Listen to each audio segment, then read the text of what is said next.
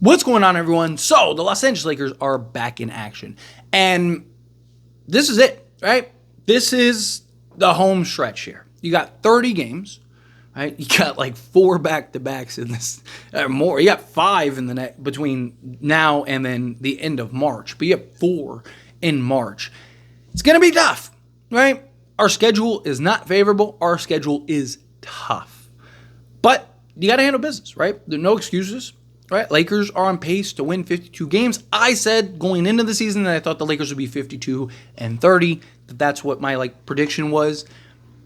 Obviously, I didn't expect or anticipate the Lakers landing Luka, so that changes some things, right? Primarily just a little bit of a learning curve. He's just getting back from injury, right? So it might take him a little while to get in the swing of things. How many of those back-to-backs is he going to play? How many of those back-to-backs does LeBron play, right? There's a lot of factors coming up that we're going to have to kind of see and navigate here. But bare minimum, you got to go, in my opinion, 18-12. Which would give them 50 wins, which is just shy of my prediction, but that's fine, right? As long as Lakers are a top 4 seed, which I also said I figured that they'd be anywhere from 3 to 5, but I figured top 4 seed. I think that, again, I'll take that prediction, right? If I'm off by 2 games on the win total, so be it. At the end of the day, I want a championship. And these 30 games are now about the Lakers putting together and piecing together what this will look like to go win a championship. LeBron James and Luka are 2 transcendent players. They're 2 guys that can absolutely get us bare minimum to the conference finals, right? Matchups are going to be very important. I did a whole video on matchups and stuff like that, kind of breaking it all down. So go check out that video after this video, of course. But matchups are going to be very important. Key, health, all those things. Can we maximize our biggest strengths while masking our weaknesses, right? Particularly the interior, right? How do you do that? Through team defense, right? Intensity, effort, energy, team rebounding, right? Getting after it, chasing down those loose balls. I do think at some point you're going to have a change and a switch in the starting unit. I don't think Luka, Reeves, Rui, LeBron, and Jackson Hayes is a formula of success. During the regular season, you could probably get away with it. During the regular season, I think you're fine. But come playoff time, I think there's just too many liabilities out there. And you're going to get these matchups like Denver. Denver would torch that unit. Right? Don't get me wrong, we'd probably torch Denver too. That would just be a complete shootout. Right? I don't want to get in a shootout with Denver. Right? This is the last thing I need. I think at some point you're going to have better balance. Right? Something that I've talked about is either Luka, Jordan Goodwin, right? Dorian Finney-Smith, LeBron James, and Jackson Hayes. That would be the starting 5 I'd go with. Reason I'd go with Jordan Goodwin is he's a good, sizable guard that rebounds very well, right? So he would help particularly chase down those loose balls, as well as just be part of the team rebounding in the starting unit, as well as being that point of attack, dirty work guy, hustle guy.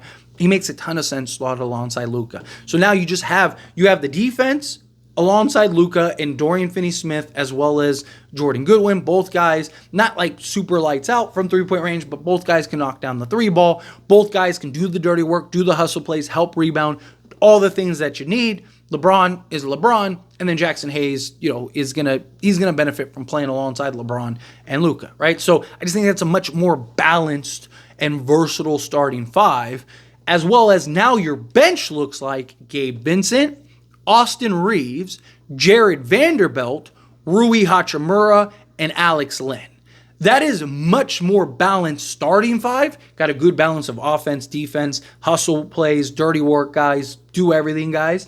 And then you have the same in your starting unit. Now, Austin Reeves and Rui can be the 2 focal points offensively off the bench, which bolster our bench and make our bench unit just much better, much more efficient. But then you still have guys in the dirty work guys, in Gabe Vincent, in a Jared Vanderbilt. 2 guys that can do the hustle plays, do the dirty work, help defend, help rebounds, particularly Jared Vanderbilt, right? So you always have those guys on the basketball court, right? Have your 2 offensive focal points, just like you do in the starting unit with Luka and LeBron. Obviously, Reeves and Rui aren't Luka and LeBron, but they are two guys that can generate their own offense and be good offensive, efficient players alongside. Plus, you're still probably going to scatter Luka and LeBron throughout those units, right? Then you have, Alex Len in place of Jackson Hayes. I just think that's a much better, much fluent, right, kind of 10-man rotation. If you want to take out Len and just go small ball, right, fine. Then you have nice, tight, good 9-man rotation come playoff time, right? Now you can do different configurations, do different lineups. You can go small, you can go big, you can go all offense, you can go all defense, right? Like you have these balanced rotation and lineups. I think that's probably the best approach. Obviously, we need to see, what does Luka start to look like once he starts getting his legs under him, right? I do think that this break was huge for us. I know LeBron's getting a lot of hate for it. I don't care, right? Like LeBron said himself, he needs to do what's best for him and the Lakers, right? Are we trying to win championships or are we trying to play in all-star games, right? Like, if you want to criticize, he should have said it sooner, whatever, sure, fine. But at the end of the day, LeBron knows I have a real chance here. Right? Like me and Luka's everything LeBron's been begging for years. It's why we went and tried to get Dennis Schroeder and Russell Westbrook and D'Angelo Russell and Schroeder again and all these guys, right? They've been trying to find somebody that can take the pressure off of LeBron as the playmaker, and LeBron's been looking for that clear number one option, right? Now LeBron has that clear number one option. I think a lot of this fit and a lot of this working is going to be on LeBron's shoulders. If LeBron can kind of figure out how to work within, and I mean, he even said, right, like Luka and Reeves, they're going to be the guys on ball. I will figure it out from there. If he can figure that out, Lakers are going to be in good shape, right? But there could be a little bit of a learning curve, right? Now, again, I've talked about this before, right? Luka and LeBron have never played, ever, with somebody as good as the other, right? Like, think of all the stars LeBron has played with. Luka has like all-time great top 10 potential. Right? I'm not saying he's there now. He has a long way to go. But he is top 3 player in the league right now. Right? Like this is the first time LeBron's ever played with somebody as good, if not better. I think at this stage of their career is better than him. Right? Even since he was a little kid. I mean, LeBron was crowned the king at like 13. He was considered a prodigy at 13. Luka was at 13, playing in the second toughest league in the world, winning championships and MVPs. Right? They've never played with anybody close to them. LeBron is by far the second best option in the entire NBA. And on almost every matchup that they play, Lakers are going to have for sure the 2 best players, right? Because again, there's not a better second option in the NBA than LeBron, right? But on almost every night are going to have the best player. Right? The only time that you won't have the best player is like when you're playing Denver, right? Like with like Jokic and stuff like that. If you play OKC, you can argue either way with SGA and Luka, right? Some people have SGA ahead, some people have Luka ahead. I've talked about even when Luka was on Dallas, so it's not like a Laker bias thing.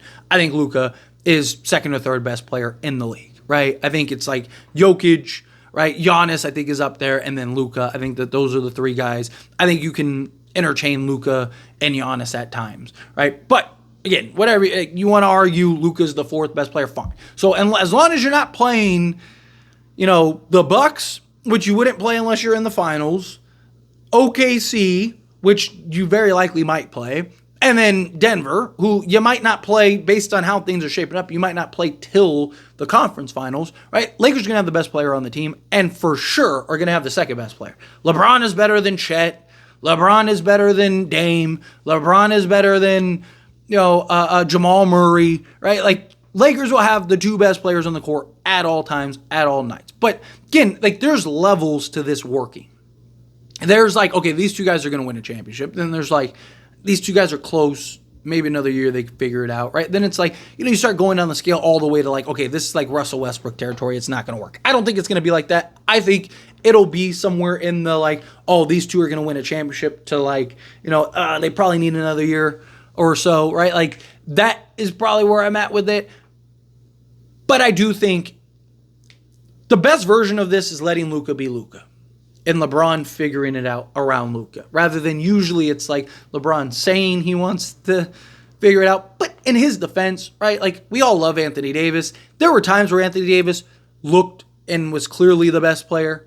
And then there were times where it was like, okay, you need LeBron to be the best player, right? Where I think Luka, you're not going to have that concern. You're not going to have that issue. Bad games happen, bad nights here and there, sure. There might be nights where LeBron has to tap into that reserve. But for most nights, right, Luka's going to be the guy. LeBron's still going to get his 20 plus just being out there on the basketball court, right? And you'll be able to scatter them. And the beauty is their offense is never going to drop, right? Because you'll always be able to have one of them. One of the Lakers' biggest problems is when LeBron goes to the bench, the offense gets stagnant, right? And the offense struggles. Well, now you're going to go from LeBron to Luka, right? Like, you're going to go from one of the best offensive engines ever to one of the best offensive engines ever, right? Like, so Lakers are going to be in good shape in that regard. But you got these next 30 games that you really need to expedite this, right? And you really need to work through this process. And it's going to be a long process, right? But you need to make sure you're also keeping pace, staying within the playoff race, right? You don't want to start slipping, right? So there's a lot of pressure, but a lot that they still need to figure out. Like, it's not going to be sunshines and rainbows, right? Perfect world it will be, and I hope it is. Maybe Luka and LeBron just, boom, figure it out and all is great. But there is a version of this where it is a little tricky. So it's just something to kind of keep an eye on, keep a mind in. But let me know your thoughts and opinions either way down in the comments below. Do you agree with my points? Disagree with my points? As always, this is a discussion, so I'd love to hear it. So let me know. That being said, if you haven't liked this video, hit that like button. Helps me a lot. As we enjoy these types of videos, and I truly appreciate it. Not subscribe channel, hit that subscribe button. Turn on the bell notifications. Appreciate y'all. See you in the next one. Thank you.